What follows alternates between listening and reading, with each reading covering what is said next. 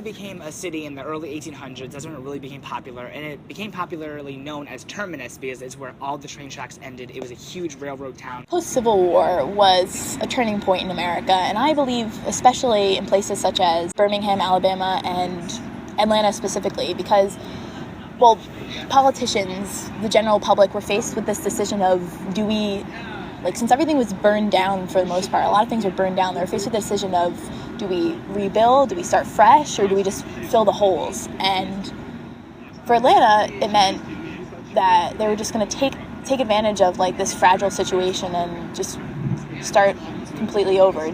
In the 1920s, Atlanta was quickly becoming the entertainment hub of the South, as the Fox Theater was built in this time period and quickly brought a new wave of show business from the North back to the South and to Atlanta. In the 1960s, there's a lot of demonstration here at Atlanta, so that is why it's a hub for civil rights movement.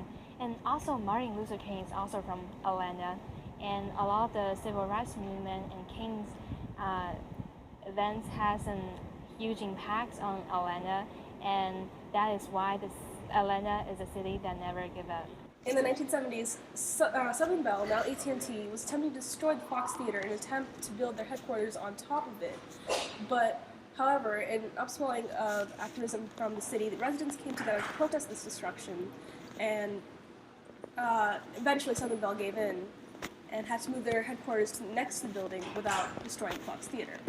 In this unique example of preserving their history, Fox Theater now is one of the only remaining constructivist history monuments of the civil rights movement in Atlanta. The magical thing about the Fox Theater is that it's a living, breathing monument that people can go into and visit now. It's it still has the history and it still has the segregation. It still has the benches that the black people had to sit on while whites got to sit in the front row. It still has, the white entrance, the black entrance. It has the real history now, and people were able to live through that. It's different when you're looking at something through a lens, when you're looking at something behind a glass case, when you're looking at something like it's archived, like it's in a museum. So the Fox Theater also challenges the discourse that Atlanta was a racially divided place, since the South was described to be racially divided during this time.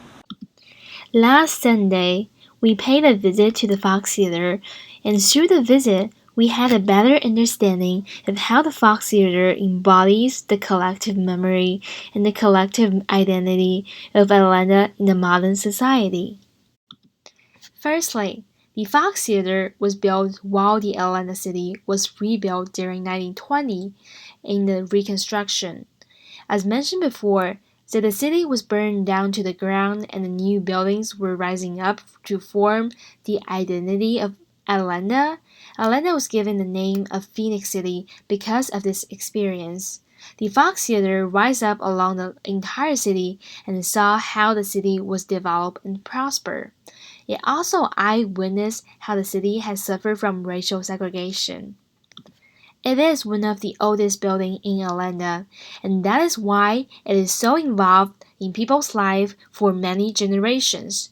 When people commonly share a memory of a place, the memory will become collective memory, and that is why Fox Theater is the center of collective memory in Atlanta.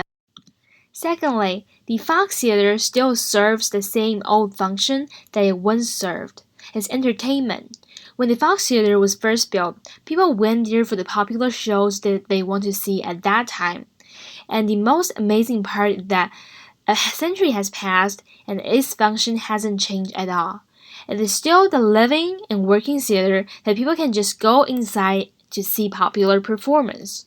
It is alive in Atlanta's citizens' life, carrying the memory of the past.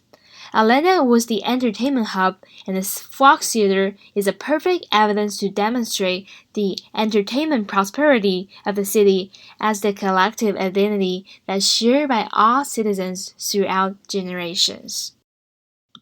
Last but not least, Fox Theater also played an important role in the desegregation movement. This picture about the colored entrance to the Fox Theater was found in the Special Collection and Archives in Georgia State University Library. The Fox Theater opened in 1929 and was one of the few white theaters in Atlanta that even allowed black customers. They were relegated to 4 rows behind a low concrete barrier in the uppermost balcony. Although segregation was long forbidden in Atlanta, and Fox Theater has long served as an entertainment venue as it is today, but in spite of its beloved status, the Fox provides a haunting reminder of the harsh reality of segregation. Segregation was the collective history that we must not forget. Although multiracial groups can just freely walk in and out of Fox Theater still serves as a monument for the evidence of segregation.